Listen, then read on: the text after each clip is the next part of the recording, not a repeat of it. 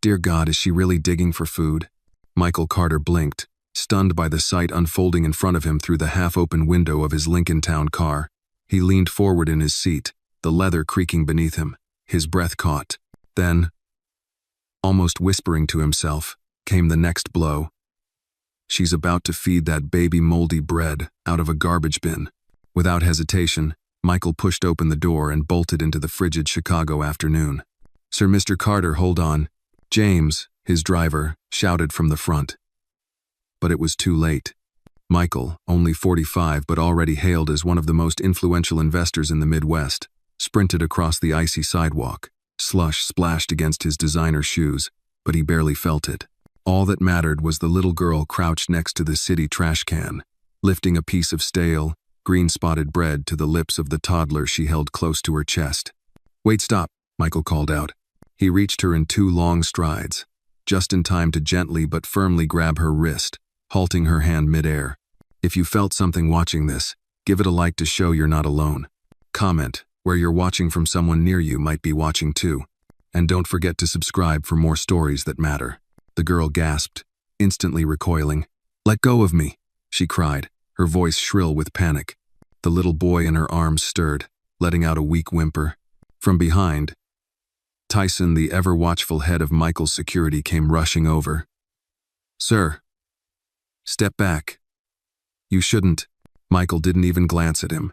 "Do not touch her," he snapped. Tyson froze in his tracks, stunned by the tone. "But sir, I said don't."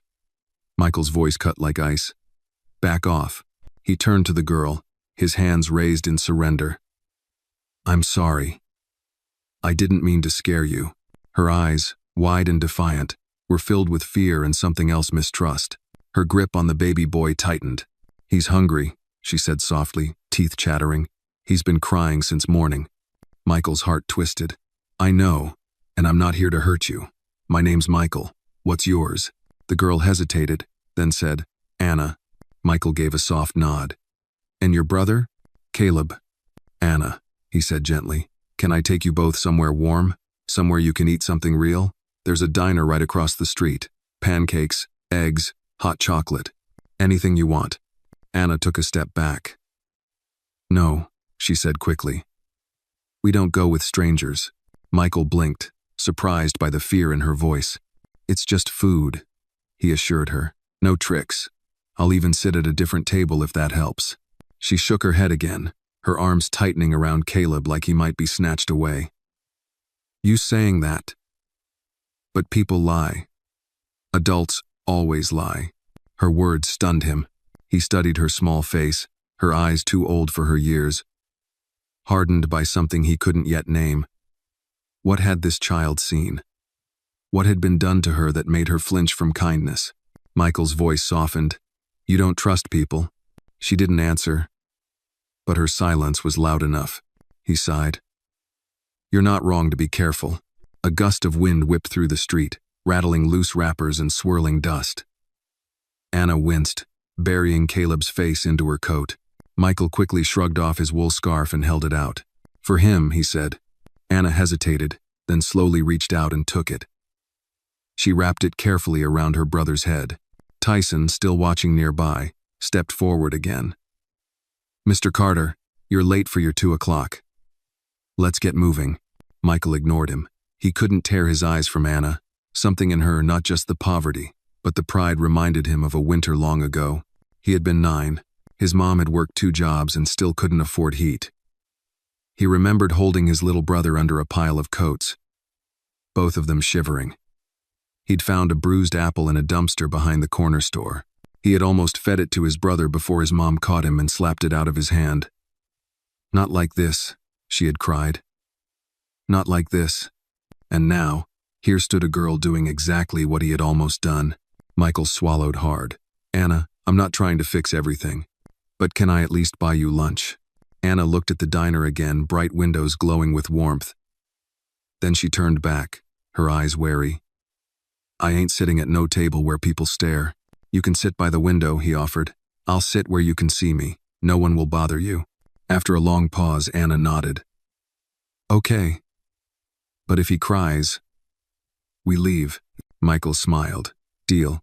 He motioned for Tyson to hang back and followed Anna slowly as she walked toward the diner, Caleb in her arms. Her steps were cautious, but she kept going. Michael walked beside her. Not in front, not leading, but with her.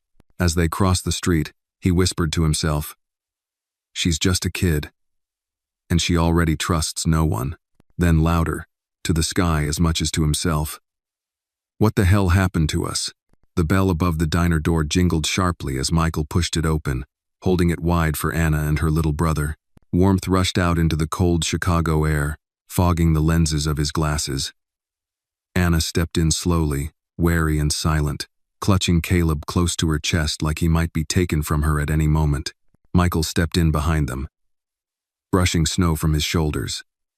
The place was modest, checkered floors, red vinyl booths, framed photos of baseball legends and famous politicians, a small neighborhood diner, but clean, respectable, and more importantly, familiar. He had been coming here for years. As soon as they entered, the waitress behind the counter lit up. "Mr. Carter. Well, look at you twice in 1 month. You want your usual corner booth?" Her voice was bright, chipper, too loud for the quiet mid-afternoon hour. Michael nodded. "Yes, please. That one by the window." Then her eyes flicked to Anna, thin, exhausted, in oversized layers with matted curls peeking from her hoodie. Her smile faltered. She looked away, suddenly busy wiping the counter, avoiding the girl's gaze altogether. Michael saw it, saw all of it. The shift, the discomfort, the judgment. "Hey," he snapped, his voice echoing sharply in the quiet diner. The waitress jumped. Yes, sir?" Michael's voice dropped an octave, cold, measured.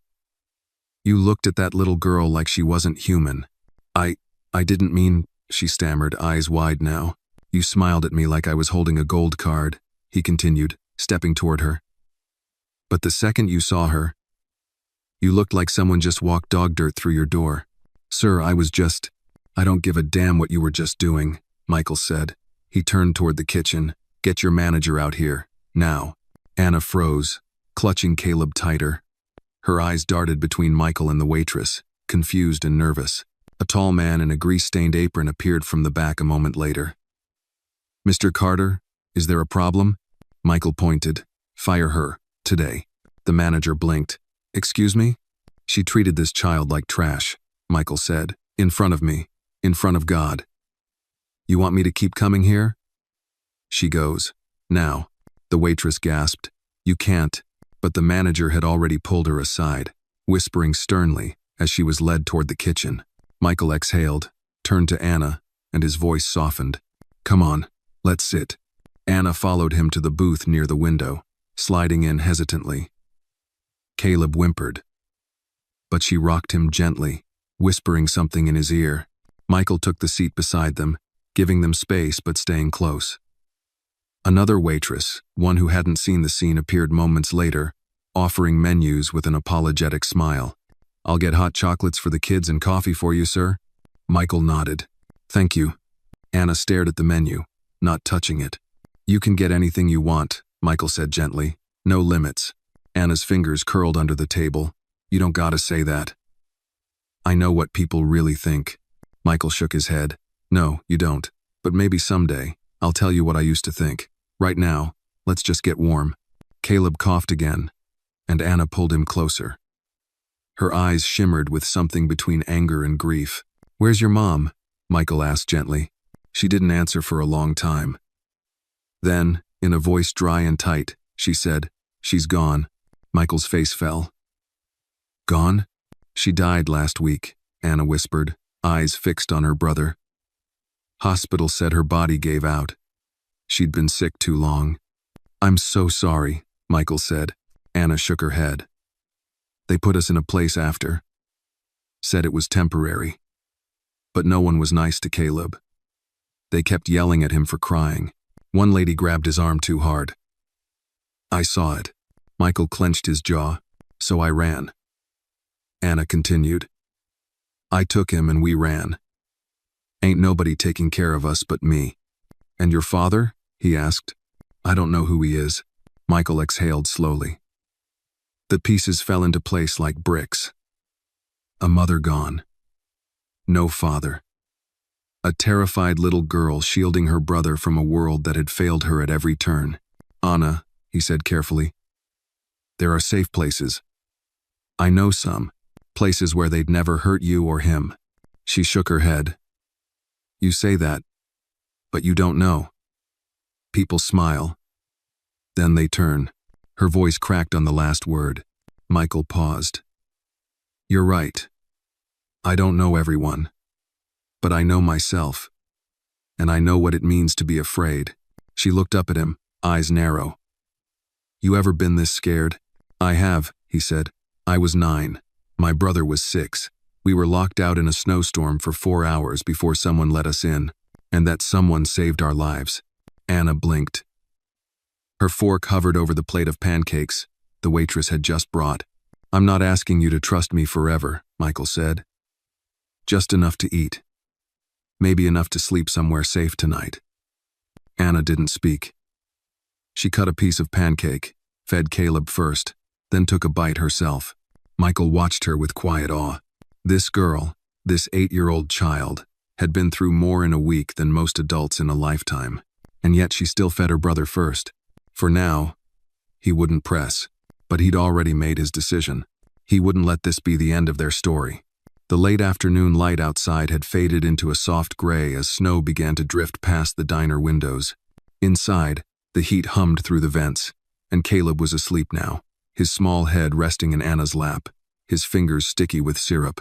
Anna sat still, a hand on his back, her eyes trained on the street outside, as if waiting for something to go wrong. Michael sat across from her, sipping his coffee, his suit jacket folded beside him. He hadn't checked his phone in over an hour, something his assistant was probably panicking over by now. But none of that mattered. Not this evening. Not with Anna sitting in front of him, hardened and alert like a soldier after battle, when she should have been laughing about cartoons and worrying about homework. "I know a place," he said quietly, breaking the silence. "Close by, private. Just a hotel suite for tonight. No one else, just you and Caleb." Anna didn't turn to look at him. "What happens tomorrow?" Michael hesitated. "Tomorrow, we figure out the next step. But tonight, you sleep warm. You eat without fear, and no one lays a finger on your brother." Anna's eyes flicked toward him, narrowing.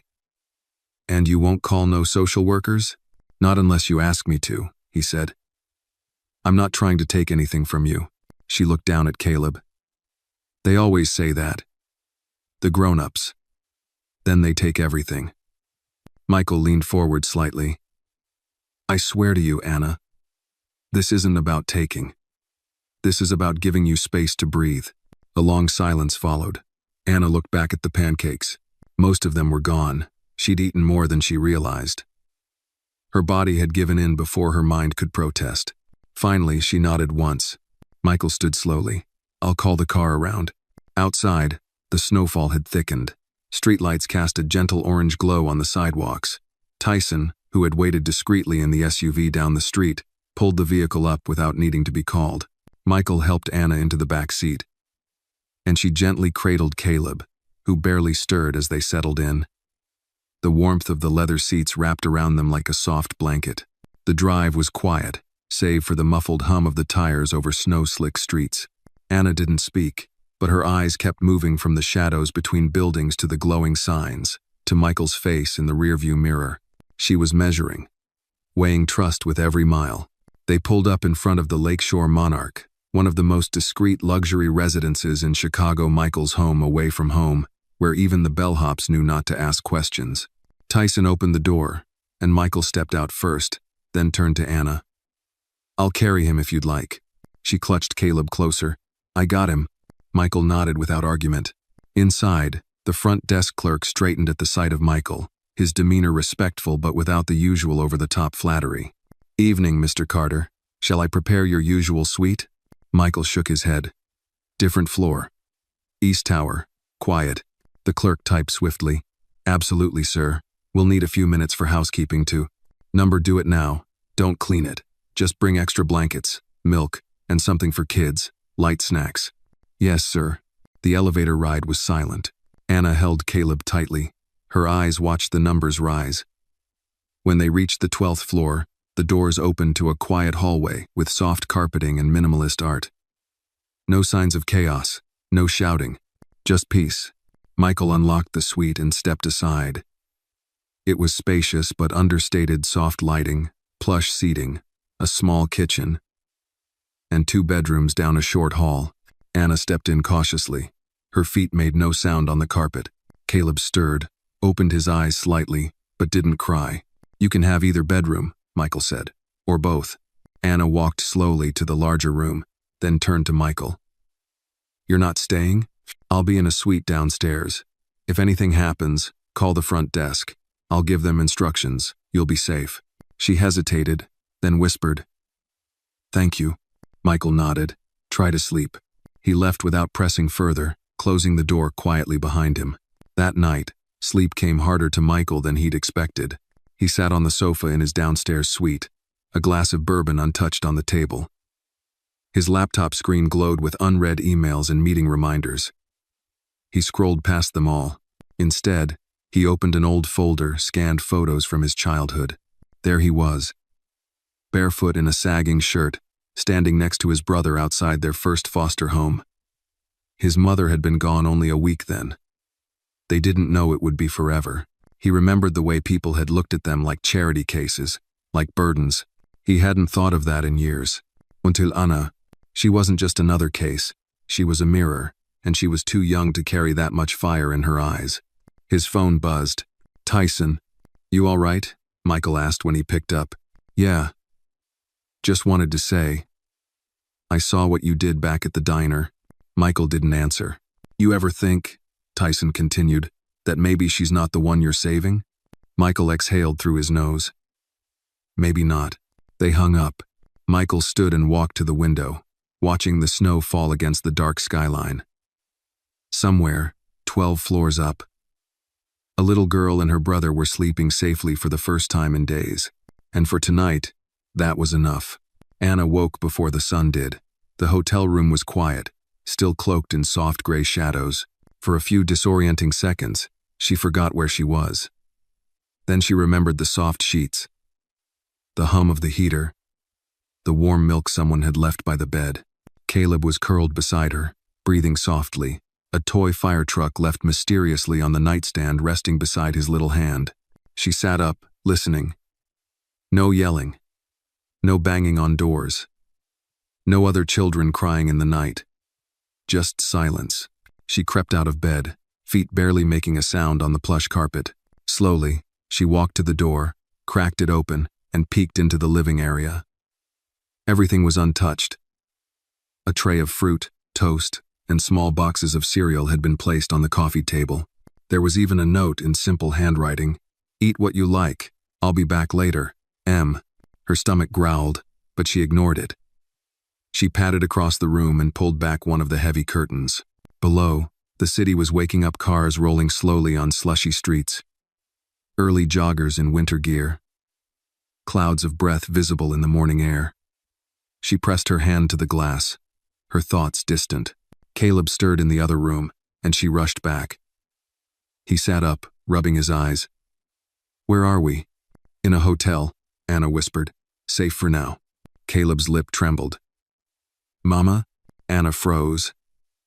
Then she sat down beside him, pulling him into her lap. "Mama's resting, remember? We're gonna be okay." He nodded, too young to argue but old enough to miss what was gone.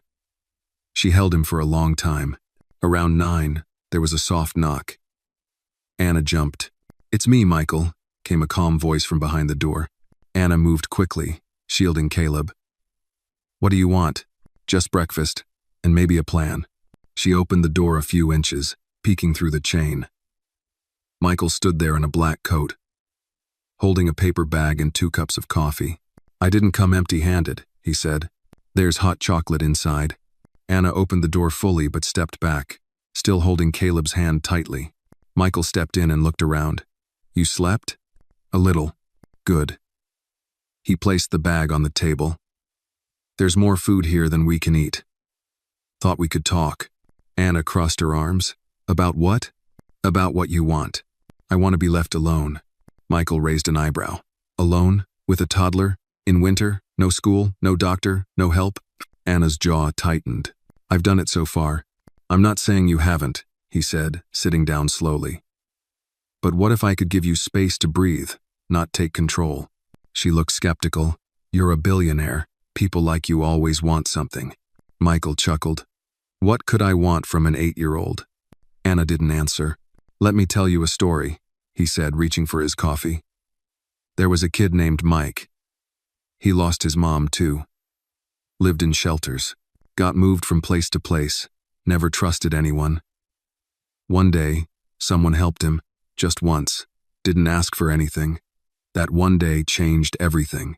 Anna looked away, lips pressed into a hard line. That boy was me, Michael finished. Anna glanced at him briefly. He leaned forward. You remind me of him. You were never like me, she muttered. I was exactly like you, he replied. Scared, angry, feeling like I had to protect someone smaller than me when I couldn't even protect myself. Anna's eyes shimmered, but she blinked fast. People lie. I know, he said. That's why I'm not asking for trust. Just time. She looked down at Caleb, who had begun to play with the toy truck again, making soft vroom sounds under his breath. Michael took a deep breath. I want to introduce you to someone. Who? A friend. Her name's Evelyn. She runs a private shelter, only takes in kids who've lost their parents. No crowding, no shouting, just structure, calm and quiet. She used to be a teacher, and she's one of the kindest people I've ever met. Anna frowned. Is it a foster home? Number, not like you're thinking, more like a sanctuary. She never separates siblings. Anna bit her lip. How do I know she won't take him away from me? I'll go with you, he said. Stay as long as you want. If you feel anything's wrong, we walk away. Anna studied his face. Why are you doing this? Because I see you, Michael said softly. Because when I was your age, no one saw me. She didn't speak for a long time. Finally, she nodded once. They arrived at the quiet brick building by noon. Evelyn's place sat tucked behind a small community church on the edge of a peaceful neighborhood. It didn't look like a shelter. It looked like a home. Evelyn herself greeted them at the door, a gray-haired woman in her 60s, wearing a purple sweater and a gentle smile. Her eyes lit up when she saw Anna and Caleb. Well, hello there, she said kindly. Welcome. Anna clung to Caleb as they entered. The hallway smelled of lavender and baking bread. There were soft rugs, warm lamps, and framed drawings on the wall made by other children. You're welcome to stay as long as you like, Evelyn said gently. This place is for healing. No pressure. Anna didn't answer, but her eyes flicked toward the corner where 2 children were reading quietly on beanbags. Michael watched her, heart full of hope. Anna, he said softly. This doesn't have to be forever. But it could be a start. Anna looked around once more. Caleb tugged at her sleeve and pointed at the playroom. I want to go, he whispered. She took a deep breath. And then, for the first time since Michael met her, Anna let go. Just a little. She walked with Caleb into the room, her fingers still gripping his hand but no longer shaking. Michael turned to Evelyn. She's strong, he said. Evelyn nodded. So was her mother, I'd bet. Outside, the snow had stopped. For the first time in days, the sun broke through. A new chapter was beginning. Anna didn't sleep that first night at Evelyn's place.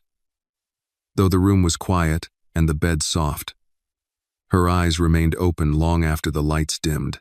She could hear Caleb's breathing nearby, slow and steady, finally restful after so many cold nights. But for Anna, rest wasn't easy. Not when her mind kept whispering the same question. How long will it last this time? The walls were covered with pastel wallpaper and children's drawings. A rocking chair stood in the corner. There was even a nightlight glowing gently, shaped like a small moon. It was the kind of room she'd imagined once, long ago before shelters and hospital waiting rooms replaced her sense of home. But safety, she'd learned, was always temporary. She rose just before dawn, careful not to wake Caleb. Pulling on her hoodie, she crept quietly out of the room, her footsteps barely audible against the polished wood floor. The house was still. the kind of silence that felt sacred. She moved through the hallway, past the kitchen, until she saw a figure sitting on the porch just outside the back door. Michael. He was wrapped in a dark coat, sipping coffee from a paper cup, staring out at the early morning fog that hung over the backyard like a curtain. She hesitated, then opened the door slowly. He turned, surprised but not startled. Couldn't sleep? She shook her head. Never do in new places. He gestured to the chair beside him. Want to sit? She hesitated, then walked over and sat down, tucking her knees under her chin. The cold air nipped at her cheeks, but it wasn't harsh, just enough to feel real. Michael glanced sideways. You always wake up early? Anna shrugged. Used to getting Caleb ready. Used to watching for people. He didn't push. They sat in silence for a few minutes, the wind rustling the bare trees. Somewhere in the distance, a dog barked. The city was still asleep. Finally, Michael said, You remind me of someone. Anna raised an eyebrow. Another kid you rescued? He chuckled softly. Number someone tougher. My mother. That caught her off guard. She raised me and my brother mostly alone. Scrubbed floors, worked night shifts. There were weeks we ate rice and salt. But she never broke. Law. Anna looked down. Mine tried, real hard. I bet. She used to sing to Caleb, Anna said after a pause. When she got sick, she stopped singing. I think that's when I knew it was bad. Michael's voice was gentle. What kind of songs? Old ones? Gospel, sometimes. Or stuff from the radio. She said music was like praying when you didn't have the words. He nodded slowly. She sounds like a beautiful soul. Anna wiped her nose with her sleeve. She was. People didn't see it. She messed up sometimes, but she always came back. Michael didn't respond right away. He looked at her, not with pity, but with something deeper respect. People forget, he said quietly, how hard it is to keep coming back. They sat again in silence. Then Anna asked, Why are you still here? Michael smiled faintly. Because you haven't told me to leave yet. She gave a small laugh, the first real one he'd heard from her. It was short, shy, but real. Okay, she said, then stay. Meh. They watched the sun begin to climb over the rooftops, turning the fog to gold. Later that morning, Evelyn gathered all the children in the common room. There were only 3 boys, 3 girls, all quiet, all watchful. The room had a big couch, a patchwork rug, and a fireplace where soft flames danced behind glass. Evelyn clapped her hands. All right, everyone. We've got 2 new friends, Anna and Caleb. The children looked up. No one said anything at first. Anna held Caleb's hand, her chin raised just slightly. A boy about 10 spoke. Do they stay? Evelyn smiled. As long as they want. The boy nodded. Another girl waved shyly. Anna squeezed Caleb's hand, but didn't sit yet. Michael stepped forward. I'll be around for a while, he told Evelyn. Just checking in. Of course, she said, but they'll be safe here. He looked at Anna. If you need me, you let them know. Okay? She didn't answer, but she didn't look away either. He took that as a yes. By mid-afternoon, Anna was helping Evelyn in the kitchen. Caleb was coloring in the corner with the others, no longer clinging to her side every second. She watched him like a hawk, but every few minutes, she turned back to chopping vegetables or stirring soup, slowly letting herself be part of something normal. Evelyn worked beside her, humming a hymn under her breath. You've got steady hands, Evelyn said. Had to learn, Anna replied. No one else to cook when Mama got sick. You've got her strength, Evelyn said softly. I can see it. Anna didn't reply, but her shoulders relaxed a little. That evening, when Michael returned to check in, Evelyn met him at the door. She's settling faster than I expected, Evelyn said. Because she's used to chaos, Michael replied. Quiet is new. It's fragile. She's strong, Michael, but she's also holding a world together inside. He nodded. That's what worries me. Evelyn studied him. You care about her. I didn't mean to, he said. But yes, I do. You plan to do more than visit? Michael hesitated. That depends on her. Evelyn smiled. Then you've got work to do. Back upstairs, Anna sat on her bed, brushing Caleb's curls as he lay in her lap. He's nice. Caleb mumbled sleepily. Who? The man, with the coat. Unopposed. Yeah. Maybe. You like him? I don't know yet, she said quietly, but deep down, something had shifted. For the first time in a long time, Anna didn't feel like she was running. And that, she thought, might just be the beginning of something real. 2 weeks had passed since Anna and Caleb moved into Evelyn's place, and in that short time, something resembling routine had formed. Mornings began with warm oatmeal and quiet conversations around the table. Afternoons brought arts and crafts or reading time. Evenings ended with soft music, storybooks, and for Anna, a few precious minutes of peace beside her sleeping brother. But peace, Anna had learned, never came without a price. It started with the phone call Evelyn took one rainy Tuesday afternoon. Anna had just returned from helping fold laundry, her sleeves rolled up and a slight smudge of detergent on her cheek. Evelyn had answered the front office phone, her face shifting subtly as she listened, just a twitch in her brow. A momentary pause before she nodded and hung up. Anna noticed. She always noticed. Was that about us? She asked flatly, crossing her arms. Evelyn turned. It was a man from Child Services. Routine inquiry. They're doing check-ins on all placements after the holidays. Anna's jaw tensed. Are they coming here? They might. Just to make sure everything's safe. We're safe, Anna said quickly. He's safe. I know that, Evelyn said gently. And so will they. I promise. But the word they rattled in Anna's chest like a cold wind. She didn't trust people who showed up with clipboards and kind smiles. They always came to divide. That night, as Evelyn read to the younger children, Anna slipped out onto the back porch. The rain had slowed to a drizzle, and the lights from the alley behind the shelter cast long shadows across the wet pavement. Michael arrived 5 minutes later. He hadn't come every day, but often enough that Anna had stopped asking why. Sometimes he brought books. Once, a puzzle. Always something for Caleb. You're early, she said, arms crossed, eyes wary. I had a meeting nearby, he replied. Wanted to see how you're doing. Anna tilted her head. You always just happened to be nearby. Michael smiled faintly. Maybe. They stood in silence for a moment before Anna said, Someone called today. A social worker. Michael's smile faded. Did they say what they want? Check-in, she replied. Evelyn said it's normal, but I know what that means. They're looking for a reason to split us up. Michael leaned against the railing. That's not going to happen. You don't know that, she shot back. I know people, he said. And I know how to fight for things that matter. Anna's voice dropped. Will you fight for me? The question hit him harder than he expected. There was no manipulation in her voice. No performance. Just a quiet, weary challenge. One too old for someone so young. Yes, he said firmly. If that's what you want. Anna stared at him. Why? Michael exhaled, looking out into the alley. Because when I was 9, someone offered to fight for me. And I said no. I didn't believe them. So they stopped trying. I spent 3 more years bouncing between homes before I got lucky. I don't want you to need luck. I want you to have choice. Anna looked down. I'm tired of fighting. I know, he said, so let me fight with you. A light flicked on behind them. Evelyn stood in the doorway, her expression soft. Anna, there's someone here.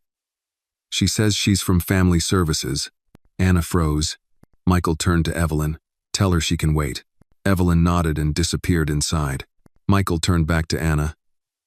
You don't have to face her alone. I'm here. She nodded once. Then slowly. She walked inside. The social worker stood in the foyer, flipping through a thin folder. She was young, sharply dressed, with large glasses and an efficient air. She looked up as Anna entered. Hi, sweetheart, she said in a practiced voice. I'm Denise. I'm just checking in to see how things are going. Michael stepped forward.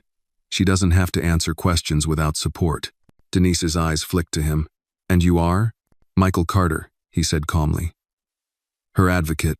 I wasn't aware she had legal representation. She does now. Denise's expression didn't change. but she nodded. Very well. I just have a few questions. Anna stood stiffly, Caleb peeking out from behind her leg. Denise knelt down slightly. Hi there, Caleb. How are you liking it here? Caleb didn't answer. Anna stepped between them. Michael put a hand on her shoulder. Denise straightened. Do you feel safe here, Anna? Yes. Has anyone hurt you or your brother? Number. Have you been attending school or tutoring? Yes. Denise checked a box. Are you aware of any family who might want to care for you? Anna shook her head. We don't have anyone. Michael watched carefully as Denise wrote something in her folder. I see. And what is your relationship with Mr. Carter? Anna hesitated. He helped us. He found us food. He gave us a place to stay. Denise raised an eyebrow. Do you want to stay here, Anna? Or would you prefer to live with him? The question stunned everyone. Anna's eyes widened. Michael looked to Evelyn. Denise noticed the pause. It's a fair question. In cases like this, especially when there's a bond forming, we sometimes consider private guardianship. Michael looked at Anna. It's up to you. Anna looked at Caleb, then back to Michael. I want to stay here, but I want to see him, like a dad, but not take Caleb away. Michael's chest tightened. Denise scribbled more notes. All right, thank you. That's all I need for now. She turned to Evelyn. I'll file my report. No further action needed. They're safe here. And just like that, she was gone. Anna sank into the couch, eyes wide. She wanted to split us up. Michael sat beside her. But she didn't. You made your voice heard. Anna looked at him. She asked if you were my dad. Michael chuckled softly. What did you want to say? She shrugged. I don't know. Not yet. He nodded. That's fair. She leaned against his shoulder. Just for a moment. Just long enough to breathe. Outside, the rain had stopped. But the storm that lived inside her? That one had finally started to calm. It was Thursday morning when the world outside Evelyn's place found out about Anna and Caleb. It began with a quiet knock on Michael's office door. He had returned to the headquarters of Carter Dynamics that morning. Reluctantly, after nearly a week of reduced hours, Tyson stood in the doorway, holding a tablet with a grim expression. You're going to want to see this, Tyson said. Michael looked up from a stack of postponed briefings and meetings, brow furrowed. Bad news? Worse than that, it's personal. He took the tablet. A video was already cued, a grainy photo of Michael exiting Evelyn's place with Anna and Caleb by his side plastered across the screen. The headline read, Billionaire Michael Carter, caught in mystery, guardianship. Who are the children? A local news anchor's voice filled the room. Sources close to Carter Dynamics report that CEO Michael Carter has been visiting a private shelter multiple times over the past month. Eyewitnesses claim he's been seen in the company of 2 young children, prompting speculation about a secret family, adoption plans, or legal custody disputes. Neither Mr. Carter nor his office has issued a statement.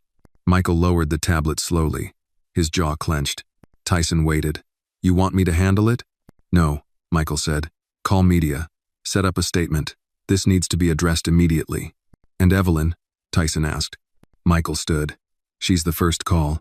An hour later, Evelyn answered her cell phone on the back porch, her voice low and calm despite the rising tension. We've already received 2 calls from reporters. One even showed up pretending to be a volunteer. I'm so sorry, Evelyn, Michael said. I should have anticipated this. You're doing the right thing, Michael. And doing the right thing makes waves. Are Anna and Caleb okay? They haven't seen the coverage, Evelyn said. But they'll feel the tension. Anna especially. You know how sharp she is. Michael nodded grimly. I'll be there this afternoon. I'm not letting this story spiral without giving them the truth. Evelyn sighed. I believe in you, Michael. Just remember, these kids don't need a hero. They need a steady hand. I'll be both, he promised. When Michael arrived at Evelyn's place later that day, Anna was already on alert. She was waiting near the door, arms crossed, eyes narrowed. I saw the picture, she said before he could even speak. It's on Miss Evelyn's laptop. Michael took a deep breath. I should have warned you this might happen. People are saying you're adopting us. They're calling Caleb your son.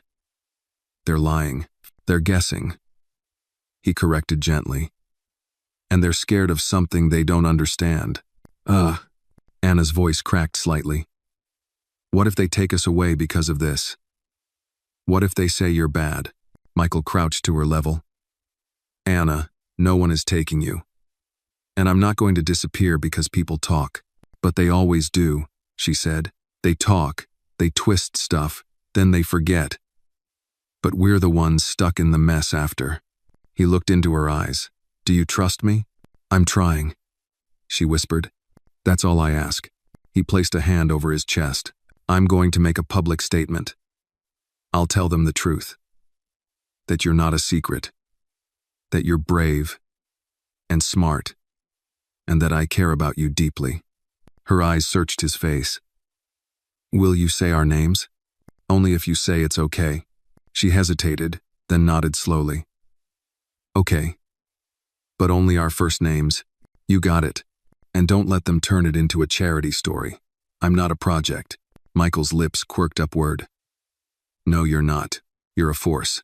By evening, the press room at Carter Dynamics was packed. Cameras lined the back wall. Reporters scribbled notes, ready to pounce on any sign of scandal or contradiction. Michael stepped up to the podium, dressed not in a tailored suit, but a simple navy sweater and slacks. He looked calm, composed, but his eyes burned with quiet conviction. Good evening, he began. My name is Michael Carter. And today, I'm not speaking as a CEO or a public figure. I'm speaking as a human being who made a choice to stop when he saw someone in need. He paused, letting the room settle. 2 months ago, I saw a young girl digging through a trash bin for food, holding her baby brother. She was doing what no child should ever have to do, surviving alone, protecting someone smaller than herself in a world that forgot her. Cameras clicked. Reporters leaned forward. I didn't know her name then. But I knew her strength. Her name is Anna. Her brother is Caleb. And no, I'm not their father. I'm not their legal guardian. But I am a man who couldn't walk away. He glanced briefly at the prepared statement in front of him, then folded it and set it aside. I've visited them. I've supported the shelter that houses them. And I will continue to do so, because I was once a child like them, abandoned, overlooked, angry at a world that took too much. He met the gaze of a reporter in the front row. There is no scandal here, just a story of kindness. One that, I hope, encourages others to look around and see who might be quietly struggling. A pause, then applause, tentative at first, but growing. After the briefing, Michael stepped aside. He wasn't expecting praise. He only wanted protection for Anna, for Caleb, and for the fragile peace they were beginning to build. That night, Anna sat with Caleb curled in her lap again. The others had gone to bed, but she remained by the fireplace, staring at the flames. Evelyn joined her, wrapping a soft blanket around her shoulders. He did good today. Anna didn't speak. He told them who you are. On your terms. Anna looked into the fire.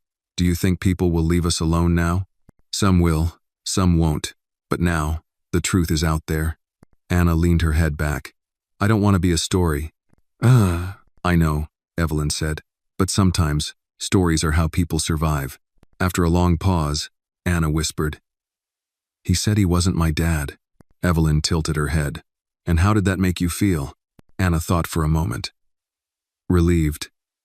And a little sad. That's okay, Evelyn said. It means your heart's still open. Anna's eyes shimmered in the firelight. For the first time in years, she let someone see the tear fall. Just one. But that was enough. The press may have backed off, but peace was still a fragile thing. By the end of the week, Anna had begun to withdraw again. Not completely, but enough for Evelyn to notice. She still helped with meals. Still guarded Caleb like a soldier on duty. But the spark in her eyes, the one Michael had slowly coaxed back, had dimmed. And Evelyn knew why. Sometimes the quiet came before the storm. Saturday morning, the doorbell rang. Evelyn opened it to find a man in his late 30s, lanky, dressed in worn jeans and a leather jacket that looked like it hadn't been cleaned in years. His face was familiar, too familiar. "Can I help you?" Evelyn asked, already cautious. "Name's Marcus," the man said. "I'm looking for my daughter. Her name's Anna." Evelyn's spine stiffened. "Anna doesn't know who her father is." Marcus scratched his chin. "Well, now she will." Evelyn didn't move. "You'll need to speak to Child Services if you're claiming paternity." "I already did," Marcus said, pulling out a crumpled paper from his back pocket. "DNA confirmed. I'm her biological father, and I want her back." Evelyn stared at him, heart sinking. "You'll need to wait here," she said. "She's not ready for this." "I've waited 10 years, Marcus muttered. "Now it's time." Evelyn stepped away, hands trembling slightly as she called Michael. Michael arrived within 20 minutes, face stormy, coat still flapping in the wind as he marched up the steps. Tyson followed close behind, jaw set. "Where is he?" Michael asked Evelyn quietly. "Living room," she whispered. "With Caleb." "I couldn't separate them." Michael nodded and walked into the house. Marcus looked up when he entered. "You must be the billionaire," he sneered. "The guy pretending to be my kid's dad." Michael didn't flinch. "You're Marcus?" "That's right. Anna's my daughter." Michael studied him. His eyes were bloodshot, his fingers stained with what looked like motor oil or something worse. "Where have you been?" "Working, moving. Things fell apart with her mama. And I didn't know she was mine until now." Michael's voice dropped. "And now that she's safe, warm, and starting to heal, you come back?" Marcus stood up. "I've got rights." Michael's hands clenched at his sides. "You've got biology." "That's not the same thing." Caleb clutched Anna's old teddy bear on the couch, watching everything. Evelyn entered the room. "Anna's upstairs. She heard everything." Michael turned to Marcus. "Leave now. Come back with a lawyer and a social worker. Do this the right way.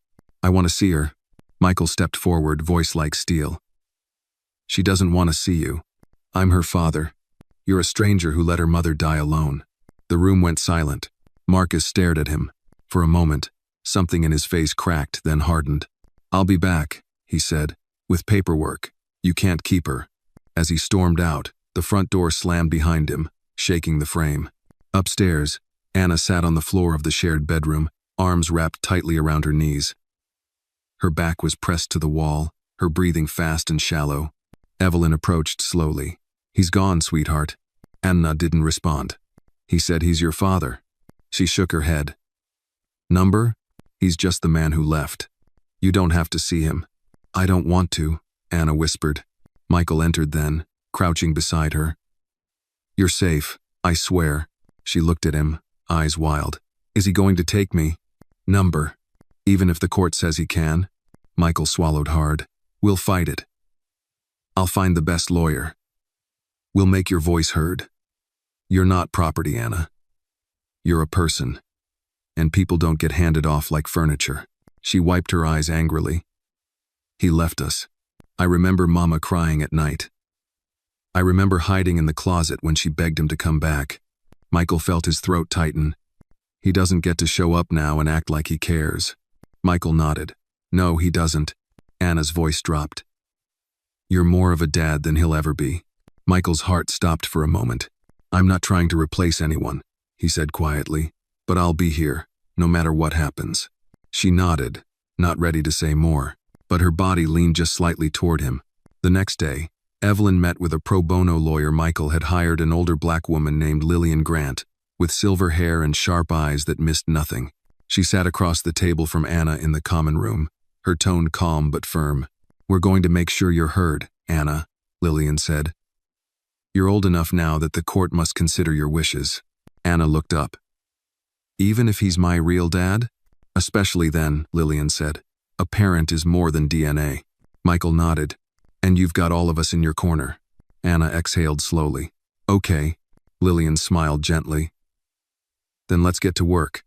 Over the next week, Anna prepared for what might come. She wrote statements. She sat through mock interviews. She rehearsed questions with Evelyn, with Michael, and even with Caleb by her side. Every day, she got a little stronger. Michael watched from the sidelines, a mix of awe and pride in his chest. She wasn't just surviving now. She was standing. But just as things began to feel stable again, a letter arrived. It was official. Marcus had filed for custody. Anna read the words silently in the kitchen, her face blank. When she looked up, her voice was steady. "Then I guess it's time to fight." Michael put a hand on her shoulder. "Not alone." Anna nodded. "Never again. Courtrooms are cold in more ways than one. The air is stale, the lights too bright. And the people move with rehearsed detachment, as if the lives being decided inside their walls were just paperwork in motion." Anna sat in the front row of the small family courtroom, her hands folded tightly in her lap. Caleb sat beside her, his feet swinging off the bench, unaware of the gravity in the room but clutching Anna's hand as if he sensed it was important not to let go. Michael sat on the other side, his suit crisp, his jaw tight, silent but steady like a pillar between chaos and calm. Across the aisle sat Marcus.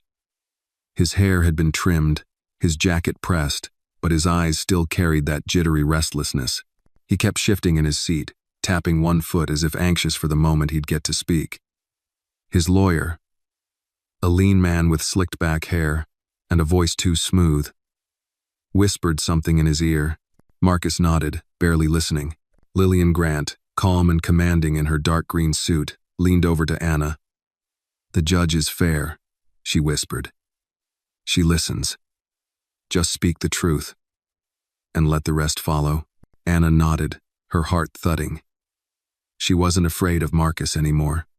She was afraid of being unheard, of being overlooked again. The bailiff called the room to order.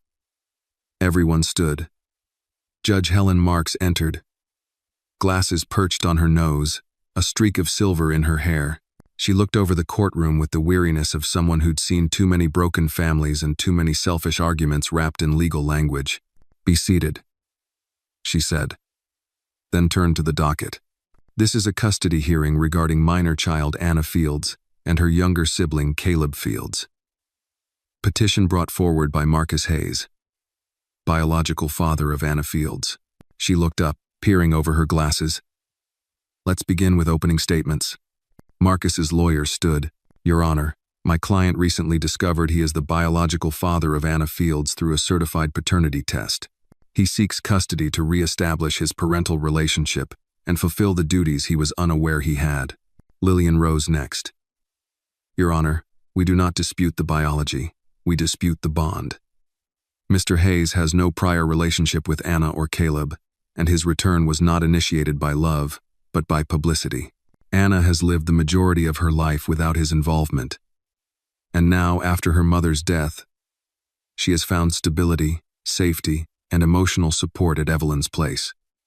And through the mentorship of Mr. Michael Carter." Judge Marks nodded. "Understood. We'll proceed."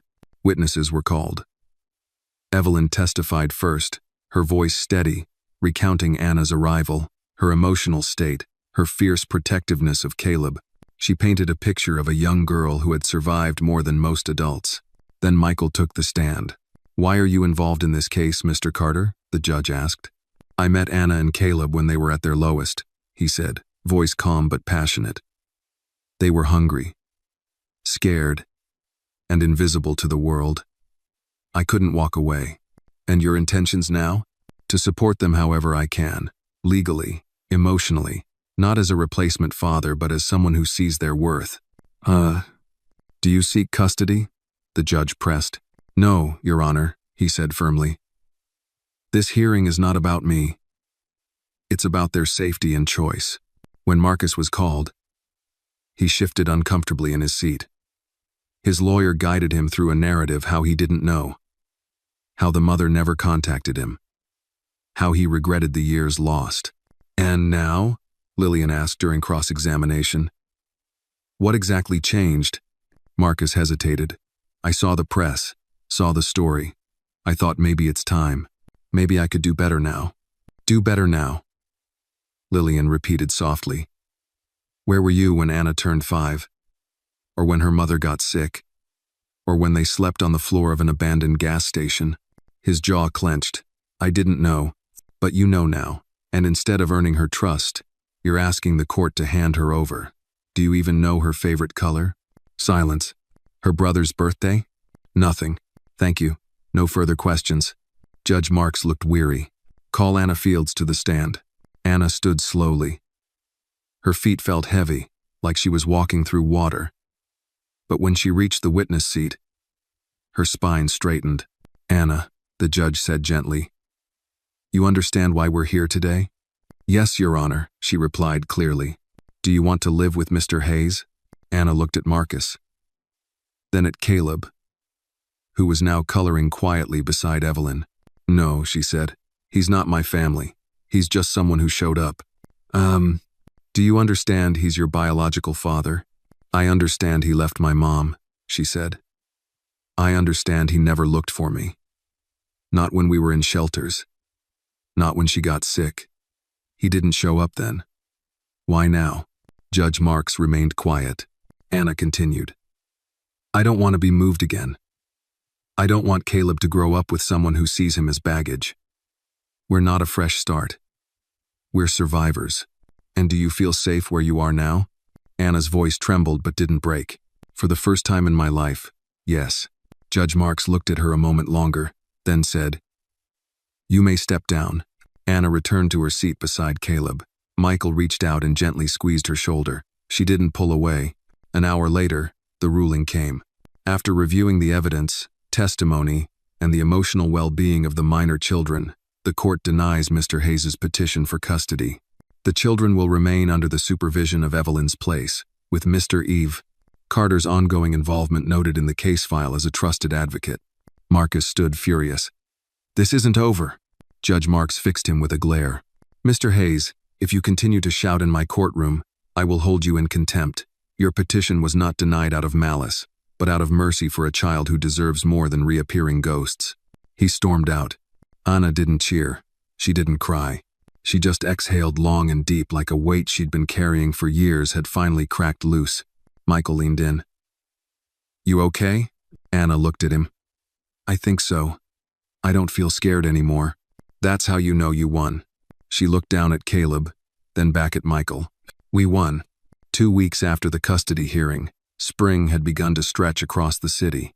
The days were warmer, the light stayed longer. And for the first time in a long time, Anna allowed herself to believe in something as gentle as ordinary. Mornings at Evelyn's place followed their comforting rhythm. Breakfast in the kitchen, shared chores. Soft laughter echoing through the halls. Caleb had started giggling more, especially when Michael visited and tried poorly to read children's books with silly voices. Anna never said it aloud, but she looked forward to those visits, to the rare warmth that Michael brought with him like a steady beam of sun. Still, something inside her remained guarded. Not because of Marcus, he was gone now, for good, his name filed away with other ghosts. But because peace felt like a trick, she knew enough to understand that quiet could be dangerous. That it could mean something was coming. One Thursday afternoon, while Anna was helping organize the books in the shelter's small reading room, Evelyn walked in with a familiar look on her face. It wasn't panic.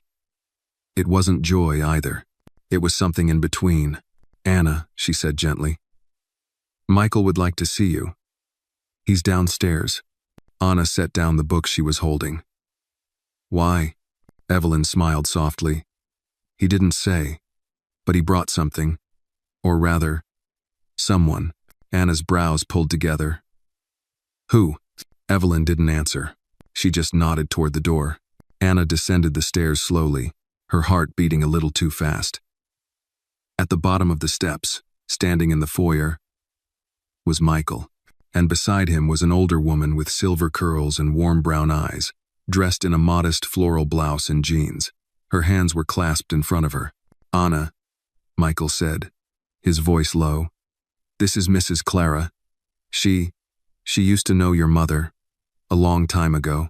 Anna blinked. My mom? Clara stepped forward, her smile trembling.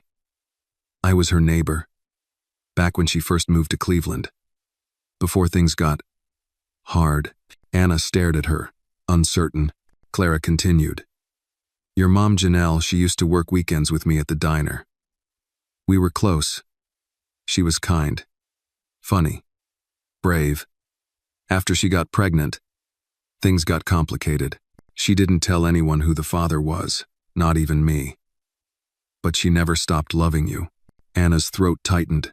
Clara reached into her bag and pulled out a small envelope. I kept some things. Photos. A letter she wrote but never mailed. She wanted you to have them someday. I found Michael after I saw your story on the news. I thought, maybe it was time. Anna looked to Michael, who nodded gently. Hands shaking, she opened the envelope.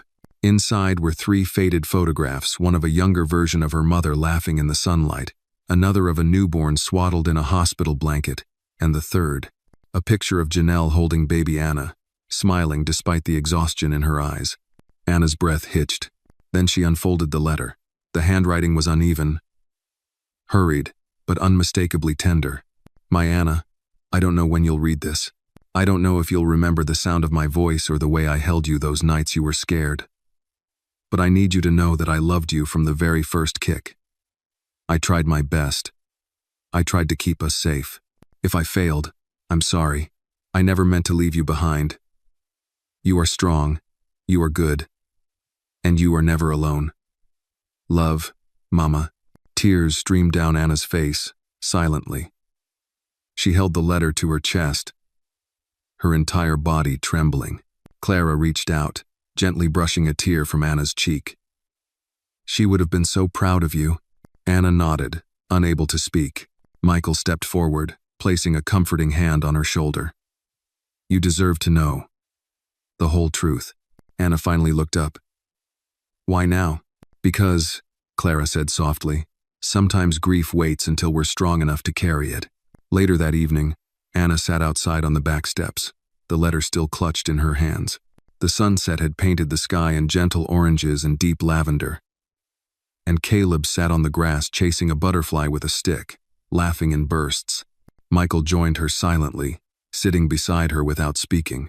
For a long time, they just watched the world without needing to explain it. She wrote that letter not knowing if I'd ever read it, Anna finally said. She hoped, Michael replied. That's what mothers do. Anna glanced sideways. Did your mom hope for you? Michael gave a small laugh. She hoped someone else would take me. She left when I was 6. No letter. No goodbye. Anna was quiet. I'm sorry. He shook his head. It made me who I am. But I won't lie, it still hurts sometimes. They sat in silence again, the air around them still and honest. Then Anna whispered, I want to keep visiting Clara. I want to know more. I'll make sure that happens. She hesitated. I still don't know if I believe in forever. Michael smiled softly. That's okay. I'll settle for tomorrow. Anna looked out at Caleb as he finally caught the butterfly on the tip of his finger and laughed in triumph. She smiled. Tomorrow sounds good. It had been nearly a month since Clara's visit, and Anna had begun smiling with something close to comfort. The letter from her mother was now folded gently inside a small, hardcover journal she kept hidden beneath her pillow. Every night before bed, she'd read it sometimes aloud to Caleb, who didn't quite understand but liked hearing the soft, steady rhythm of her voice. Michael had made good on his promise. Clara visited once a week, always bringing a little something: banana bread, old pictures, once even a necklace she swore Janelle had picked out during a thrift store run. Each piece of memory built a bridge between the fractured image of Anna's past and the growing light in her present. But on a damp Tuesday morning, that fragile piece cracked. Evelyn found it first. A letter slid under the front door, no return address. The envelope was thin, but the ink on the outside was scrawled in messy capital letters. You took her from me. I'm not done. She didn't show Anna, not right away. She called Michael. He arrived within the hour, rain still clinging to his coat. Tyson was close behind, scanning the property, eyes sharp. They searched the perimeter, checked the security cameras. No clear footage. Whoever had delivered it knew where the blind spots were. He's back, Evelyn said quietly, handing Michael the letter again. Michael nodded. Marcus doesn't take no well. Should we tell her? Michael looked toward the stairs where faint laughter echoed Anna helping Caleb build a pillow fort. His heart ached. No, he said. Not yet. But secrets have short lives around sharp children. Anna found Evelyn's stiff silence strange. Found Michael's unexpected visits tense. When Tyson followed her to school and waited outside the gate, she stopped short. "You don't think I see him?" she said one afternoon, arms crossed as Tyson opened the car door for her. "Why are you here?" Tyson hesitated. "Just making sure you're safe." "From what?" Michael stepped out of the car behind him, his voice gentle. "Anna, you're hiding something again," she said, eyes narrowing. "What is it?" Michael exchanged a glance with Tyson, then knelt to Anna's level. "We got a letter. From Marcus. A threat." Anna's shoulders tensed. "What did it say?" "That he wasn't finished." Her face didn't change, no fear, no surprise. Just a cold, calculated stillness. "I knew he wouldn't go quietly," she said after a moment. "We're increasing security," Michael said. "No one's going to get near you or Caleb." I don't want Caleb to know." Michael nodded. "He won't." Anna looked past him, down the sidewalk where a group of kids laughed and tossed basketballs in the schoolyard. "He's like a bad smell," she muttered. "No matter how far you run, it lingers." Michael placed a hand on her shoulder. "You're not running anymore." She didn't nod, but she didn't pull away, either. That night, Evelyn's place was quieter than usual. The children were ushered into bed early. Windows locked, alarms double-checked. Tyson slept in the downstairs office, just in case. Anna sat up in her room, staring out the window. Her journal lay open on her lap, the letter from her mother tucked safely inside. Caleb was asleep beside her. Fingers curled around the stuffed bear Michael had given him. Downstairs, Michael paced the living room, phone pressed to his ear. "No updates?" he asked. "Nothing on the cameras? No sightings?" Tyson shook his head from across the room. "Keep the patrols up," Michael said. "If he comes near, I want to know." He ended the call and sank into the couch, rubbing his face. "She deserves peace. She's had it," Evelyn said softly. "That's what makes this worse. She tasted safety. She knows what it means now. Losing it would shatter her." Michael stood again.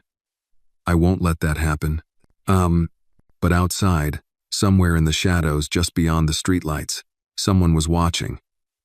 A shape hunched beneath a hoodie, eyes scanning the darkened windows. A cigarette glowed red in the figure's fingers before being snuffed out against the metal trash bin. Then the shadow disappeared into the alley. 2 days later, Anna was walking home from school with Caleb. Evelyn usually picked them up, but today had been different. Michael had insisted they try normal again. Tyson followed at a distance, pretending not to be there. Anna was telling Caleb a story about a dragon who only ate peanut butter sandwiches when she felt a weight in the air, the press of eyes. She turned. No one. But her stomach dropped. Back at the shelter, Michael was waiting on the porch. She broke into a run. "He's following us," she said as she reached him, voice low and breathless. "I don't know how I know, but he's close." Tyson pulled up a second later, already reaching for his phone. "We've got movement on the back street." "I'll go." Michael turned to Anna. "Inside, now." That night, the shelter went into lockdown. Local police increased their patrol. A restraining order had already been filed, but now Michael wanted more. "He's not going to stop," Evelyn said quietly. "He doesn't want custody. He wants control." "He won't win," Michael said, voice tight. "He had a chance at redemption. He threw it away." Upstairs, Anna sat on the edge of her bed, the letter from her mother clutched in her hands again. Her heart pounded. Caleb slept beside her, oblivious to the storm tightening around them. She whispered aloud, not to anyone in particular. "You said I'm never alone, Mama." "I'm trying to believe it." The wind rustled outside. A tree branch scratched the window. Anna didn't flinch.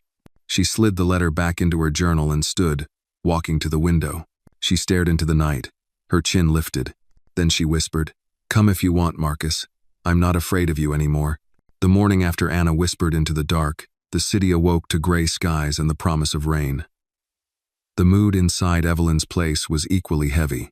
Breakfast was quiet, Caleb munching on dry cereal, while Anna pushed eggs around her plate. Evelyn sat nearby. pretending to read the paper but glancing up every few seconds. Michael arrived not long after, still in his tailored suit, eyes shadowed with sleeplessness. He barely got through the front door before Anna rose from the table. "I want to help stop him," she said without preamble. Michael froze. "Anna, no more hiding. No more waiting for him to show up. Let's make him show up." Evelyn stood, alarmed. "What are you talking about?" Anna turned to them both.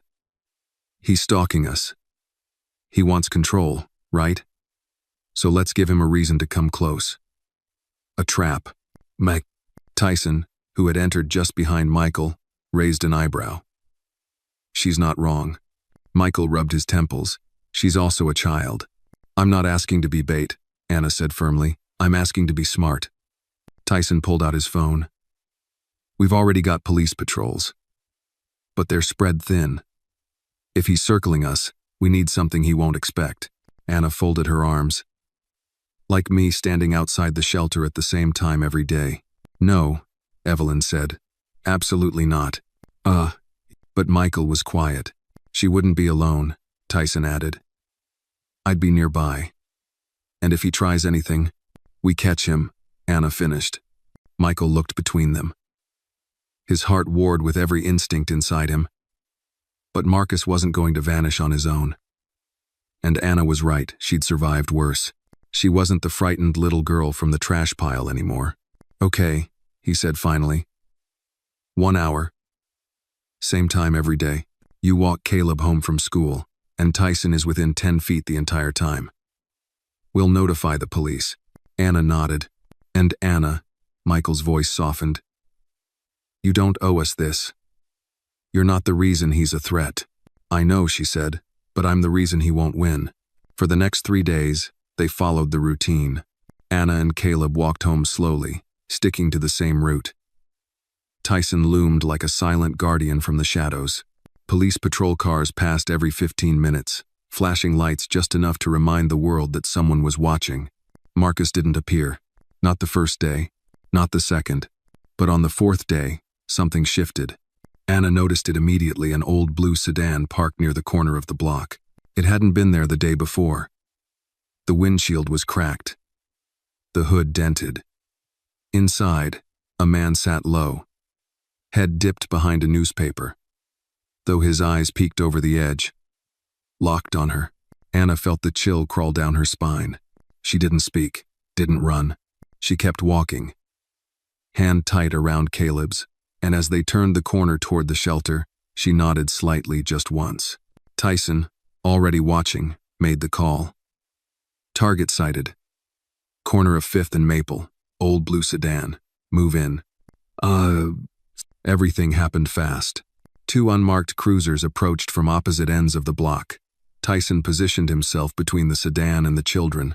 Michael, who had been stationed near the entrance to the shelter, stepped forward just as the man in the car opened his door. Marcus didn't run. He stepped out slowly, hands up, like he wanted to appear innocent. "I was just driving through," he called out, voice smug. "You've been warned," Michael said, approaching him. "You were served a restraining order." "I wasn't near the building." "But you were near her," Tyson added. "That's enough." The police closed in. Marcus laughed. "You think locking me up fixes this? I'm her father. You can't erase that." "No," Michael said, his voice steel. "But I can protect her from it." Marcus was arrested on the spot for violating the restraining order. As the officers cuffed him, he called out, eyes wild, "She'll always be mine." "Nah." Michael stood frozen for a moment, every fiber of his body demanding he lash out, but he didn't. He turned back to Anna, who stood by the shelter gate, Caleb behind her, watching everything with unreadable eyes. Michael approached slowly. Anna looked up at him. "It's over?" "For now," he said. "The legal system will take it from here. But he'll come back someday," she said quietly. "Men like that don't disappear."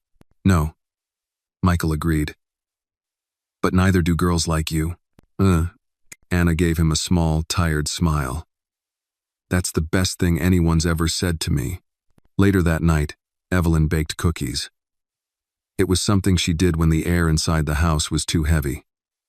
The smell of chocolate and cinnamon wafted through the halls. a small declaration that life would go on. Anna sat at the kitchen table, sipping warm milk, Caleb doodling beside her. Michael entered, coat draped over his arm. He paused by the doorway, watching her in silence for a moment. "You did something brave today," he said. "I was scared." "Ugh, bravery isn't the absence of fear," he replied. "It's walking forward anyway." She looked at him. "Do you think my mom would have been proud?" "I think she already was." Anna nodded. She looked down at Caleb's drawing, two stick figures holding hands under a sun. One labeled me, and the other, Anna. There was a third stick figure nearby, bigger, smiling. "Michael, you're part of our picture now," she said softly. Michael didn't speak for a long time. Then he stepped forward and placed a hand over hers. "And I always will be." Spring rain tapped gently against the windows of Evelyn's place, creating soft rhythms that filled the quiet house. Inside, the air carried a sense of cautious optimism. Anna had begun to trust this fragile new life. Magic still lingered in small moments. Caleb's confident laughter. The way Anna read aloud from her mother's journal. The glow of friendship growing with Clara's visits. Yet the waves of silence often carry secrets. And for Anna, one secret remained one that felt too heavy to keep. One afternoon, Clara arrived with more than just memories. She carried a small wooden box, worn at the corners, clasped tight with fragile gold hinges. Anna took it in her hands like she'd held something sacred. Drawing a sharp breath at the preserved weight of it. "Your mother wanted me to keep this safe," Clara explained softly. "She never had a chance to give it to you in person." Anna opened the box, revealing a yellowed scarf, a locket, and a stack of letters tied with a ribbon, pages faded, edges dog-eared. She touched each item with reverent fingers. Her heartbeat thudded in her chest like a drum. Her mother's scarf, the kind she might have worn. The locket, that faint imprint of lipstick on the glass, a ghost of a kiss. And the letters. Slowly, Anna unlaced the ribbon and unfolded the first letter.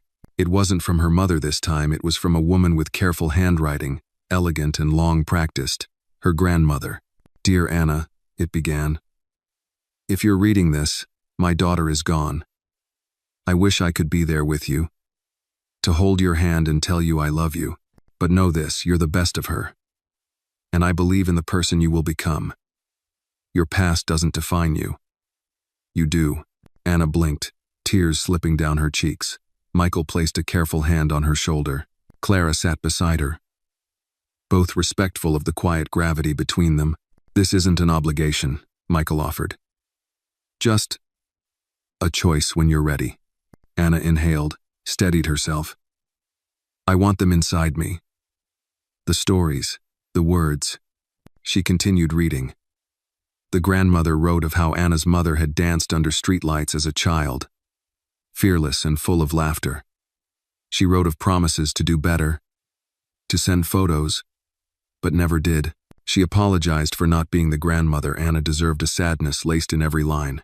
Anna pressed the letter to her heart. At dinner that night, the mood was soft but alive. Michael asked about the scarf. Anna draped it over her shoulders. Evelyn praised Anna's courage. Caleb chattered about building a tower at school. Anna thought of her mother growing up, thinking of streetlights and late kitchen dances, thinking of how she had inherited that same spark. Later, Michael sat with her in the reading room. "How are you feeling?" She glanced at the locket in her palm. "Like I'm not invisible anymore." He nodded. "They saw you, in the best way."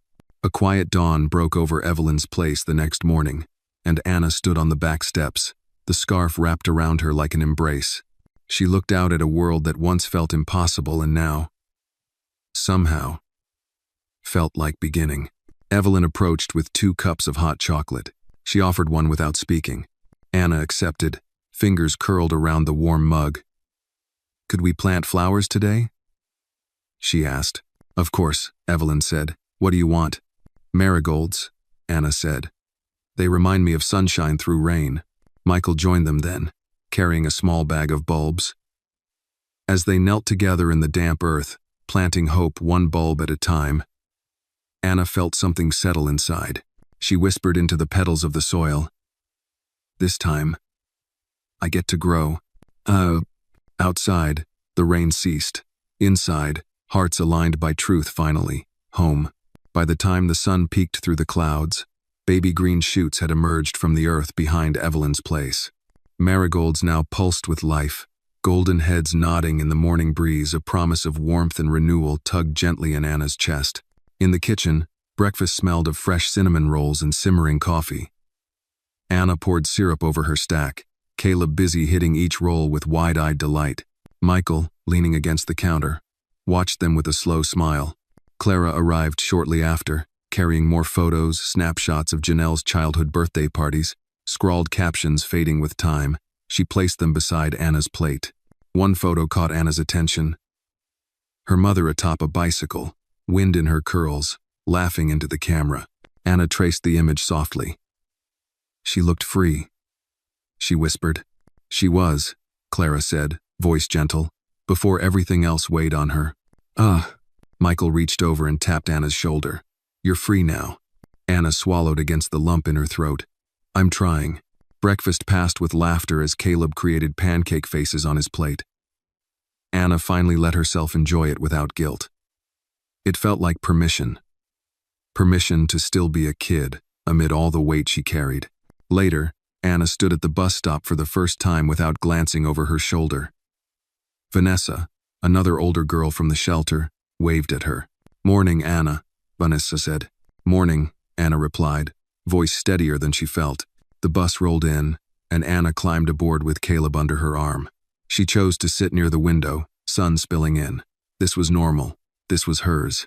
Back at Evelyn's, Michael and Evelyn worked together to organize a small ceremony in the backyard. They planned to invite Clara, a few neighbors, and if Anna felt ready, a reporter from the local community paper who'd shown gentle interest, not the national scrutiny, but quiet celebration. A story of survival, truth, and hope. When afternoon came, Anna slipped into a simple dress, the marigold scarf hanging softly around her shoulders. Caleb wore a bow tie, furiously excited. The backyard gathered around the freshly planted marigolds. Clara held a piece of Janelle's favorite song on her phone, sweet gospel hymns that had once laced their home in Cleveland. As the music played, Anna walked to the front of the small circle. Michael handed her a watering can with a kind nod. With careful reverence, she poured water at the base of each marigold bulb. Soil stirred and darkened with gentle promise. This is for new beginnings, Anna said, voice wavering but determined. For truth, for family, every kind of family we choose, for sunshine after rain.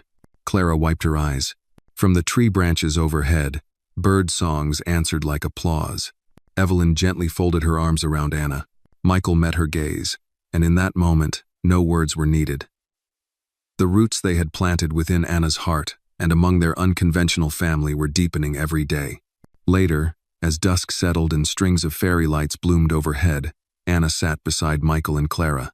Caleb, finally sleepy, rested on Anna's lap, his small fingers tracing the locket she wore, a heart shaped with their names etched inside. Clara whispered softly, Your mother would have been so proud today. Anna swallowed but nodded, her eyes misty. I hope she's watching me grow. Michael took her hand.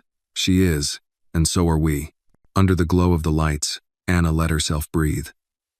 The garden, the family, and the song in her bones whispered that she was finally home, and that tomorrow, she would bloom even brighter.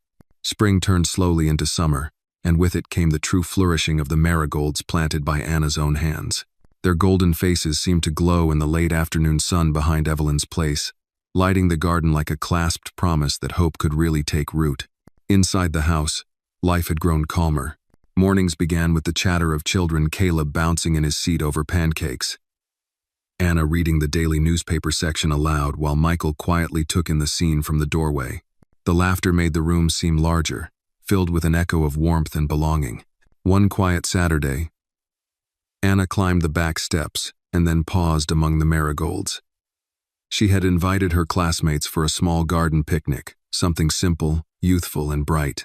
2 other girls from her class had accepted, plus Caleb, of course. The yard hummed with activity. Blankets sprawled on the grass, glasses of lemonade, and butterfly shadows dancing across yellow petals.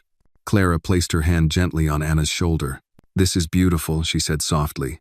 looking at the children playing. Anna nodded, smiling around the gathering. It feels right. Michael approached, carrying a basket of sandwiches, eyes softened by pride. Evelyn brought out freshly baked cookies. The garden, once a symbol of hope, now pulsed with life. After a while, Michael kneeled beside Anna. He handed her a little wooden box, the one he kept on his desk. Inside was a small key. "A part of this place belongs to you," he told her, "whenever you feel grown enough, or ready." Anna looked at the key, then at Michael. "This is for me?" He nodded. "To your own room, here, whenever you want. Permanence, your choice." Her throat tightened. She closed the box gently. "Thank you." When the children ran off to chase a ladybug, Evelyn guided Anna to sit again among the flowers. "You've grown so much," Evelyn said, "and your mother's love still blooms in you." Anna looked at the marigolds, their gold glowing like a promise. "They remind me the way. Help me remember the good things are worth protecting." Evelyn smiled. "That's why you planted them." As twilight softened the garden, Michael sat beside Anna on an old stone bench. Caleb slept in a stroller nearby, and the others had gone home. The hush was warm, holding them in a moment just theirs. "You did it," Michael said. "You turned somewhere broken into something whole." Anna studied her hands. "I'm still figuring it out." Michael reached for her hand. "I know, and I'm here." She looked at him through half-lidded eyes. "I know." A firefly flickered among the petals, its light merging into the soft candle glow set out on the table. Michael brushed a loose strand of hair behind Anna's ear. "One day," he said, "you'll be someone else's light." Anna nodded, looking at the night sky just turning indigo. "I'll try to shine steady." He nodded. "That's all." Together, they sat quietly, a child once lost now anchored by love. The marigolds bowed gently in the breeze, golden witnesses to truth finding its home. And under the sky, their future began, ripe with bloom. Summer ripened under the Chicago sun, casting long golden afternoons over Evelyn's place. The garden, Anna's sanctuary, was a riot of marigolds, daisies, and green sprouts reaching joyfully toward the sky. The sweet hum of neighborhood life blended with bird song, laughter, and the distant hum of the city. Anna sat on the porch swing, Caleb curled against her shoulder, his small head nodding with sleep. A soft breeze carried the scent of fresh grass and blooming flowers. Anna rocked gently, eyes half closed, tracing patterns in the sky with her finger. Michael joined her, carrying 2 glasses of lemonade. He handed one to Anna and settled into the swing beside her. "Perfect day," he said softly. She sipped, nodding toward the children playing hopscotch nearby. "Feels like forever since I could just be." He offered a small smile. "You earned this quiet." Anna looked at him. "Did I ever ask you what your life was like before? Before me?" Michael paused, then looked out into the yard. "I was building towers of glass up downtown. Corporate deals. Boardrooms. I thought success was climbing. It never occurred to me how high you fall without someone catching you." Anna's eyes shimmered. "You caught me." He shrugged, eyes soft. "Both of us." "Huh." Suddenly, Caleb stirred and sat up. "Want to go fishing?"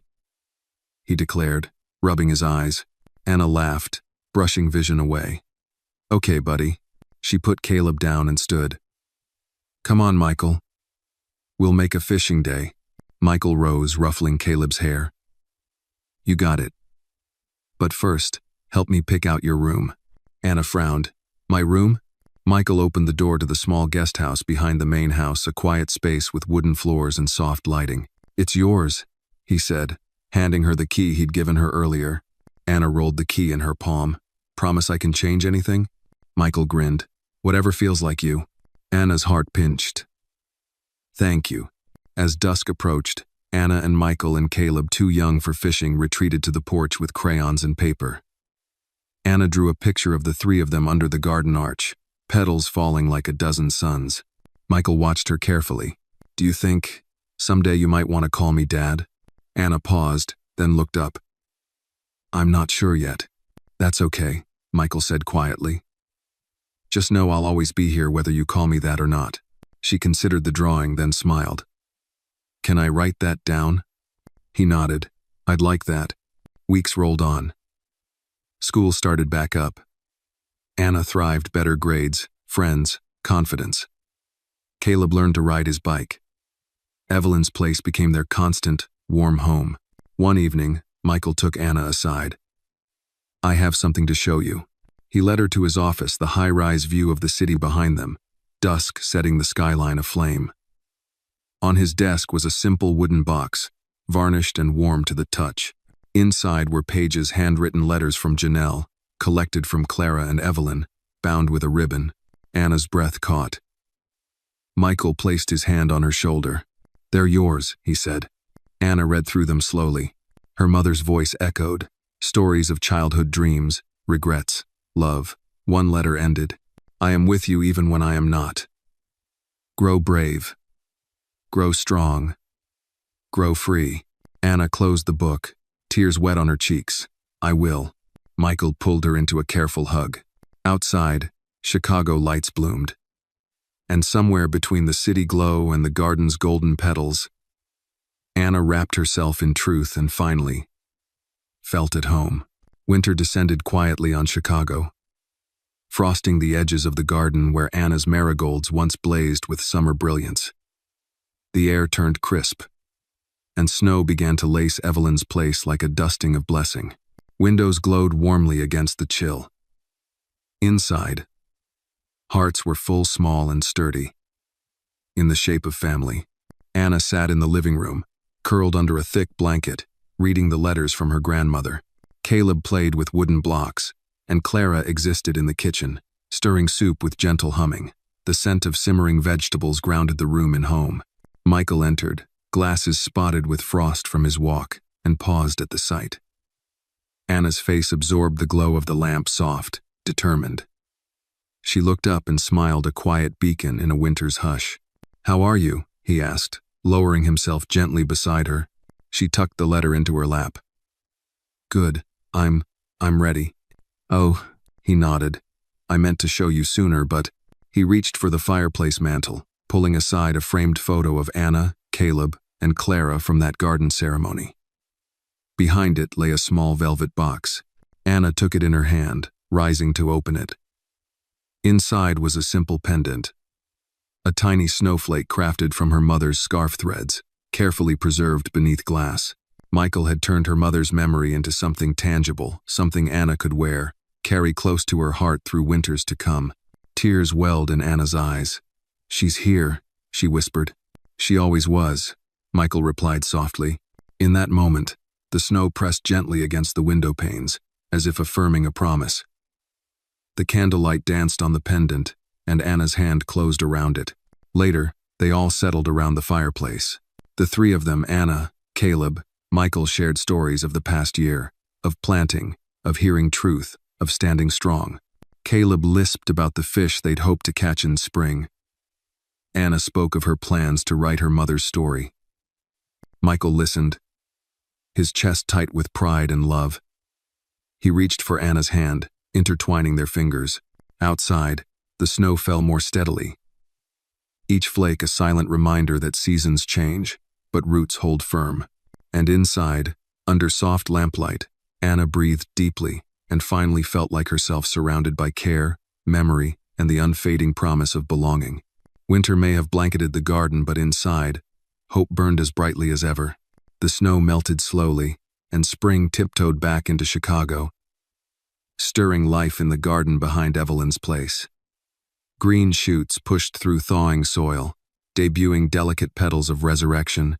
It was the season of new beginnings, and for Anna, it felt like a promise realized. Morning sunlight spilled through curtains into the reading room. Anna sat at her desk, carefully tracing letters on the first page of a journal she'd just begun. She titled it, Mama's Story. Her fingers trembling with hope. She paused, pressing the pen against the page and allowing the warmth of memory to ripple through her. From the corner, Caleb's low laugh echoed as he chased a butterfly across the floor, arms outstretched and joy untamed. Anna looked up and smiled softly. Michael entered with 2 mugs of hot chocolate, steam spiraling into the quiet air. How's the story going? he asked gently, handing her a cup. Anna glanced back at the journal. Slow but steady. I want to get it right. He nodded, eyes brimming with tenderness. Take your time. Together they watched Caleb collapse onto a beanbag, clutching his butterfly prize. Later, they stepped outside into the garden where marigolds had returned stronger, brighter, and new flowers peeked through the soil. The path they'd planted together felt alive under Anna's bare feet, warmed by sunlight. Michael handed Anna a small trowel. Weeding season, he announced with a grin. She laughed softly. Let's do it. They knelt side by side, roots loosening gently as they removed weeds that threatened to choke new growth. Anna paused, nearly uprooting a tender shoot. Michael caught her hand. Careful, he said. Some things need protection, not pruning. She nodded, eyes tracing the fresh leaves that mirrored her own journey, rising gently, ever stronger. Later that afternoon, Clara and Evelyn joined them with iced tea and strawberry tarts. The four of them settled at a picnic table shaded by budding branches. They talked of ordinary things. Schoolwork, plans for summer, Clara's upcoming gallery show featuring a painting of Janelle dancing under city lights. Anna's heart fluttered. I'd like to write a piece for the show, she said softly. About my mother dancing, Clara's eyes glistened. I think she'd love that. By evening, the sky glowed lavender, and fireflies drifted through twilight above the marigolds. Anna sat between Michael and Evelyn on the stone bench, Caleb asleep against Anna's shoulder. She turned to Michael. I think I want to call you Dad. Michael's throat tightened. He reached for her hand. Voice thick. I'd be honored. In the hush of dusk, Anna closed her eyes and leaned into him. Under gentle stars, the garden breathed with quiet celebration. The last page of her journal, she'd written, Home isn't a place you're told to stay. It's where you choose to stay, where someone stays with you. I found mine. The city lights twinkled beyond the fence. Life had brought her through dark seasons, but here, in the garden of belonging, every tomorrow held promise. And Anna, at 16 now but forever grounded by love, knew that with roots like these, she would always grow. The story of Anna is a powerful reminder that even the most broken beginnings can lead to beautiful transformations when met with compassion, courage, and community. It teaches us that true family is not defined by blood but by the love and loyalty we choose to give each other, in a world that often turns away from suffering. This story urges us to pause, to see, and to act with kindness because sometimes, one moment of care can change an entire life. Ultimately, it's a tribute to resilience, the healing power of connection, and the quiet strength found in planting hope where pain once lived.